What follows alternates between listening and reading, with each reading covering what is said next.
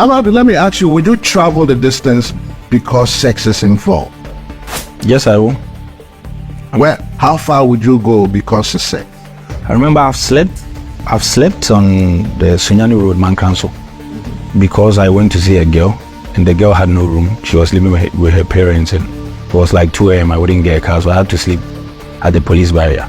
I told them I was lost, so they should give me a place to sleep, and they told me they're grounded, they are patrolling, so they don't have a bed. So I had to spend the night with them. You sat with them through the night? No, I can go the extra mile. If I love the woman, why not?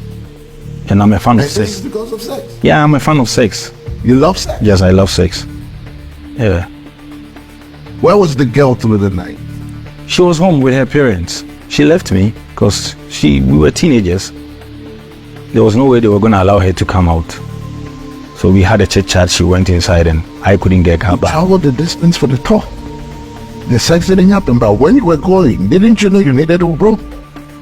You know, I was a kid. I was naive. I didn't think of all those. So I just wanted to see her, maybe have some kisses, touches, and vitrin like. But you know, sometimes when you're a kid, you do kiddie stuff.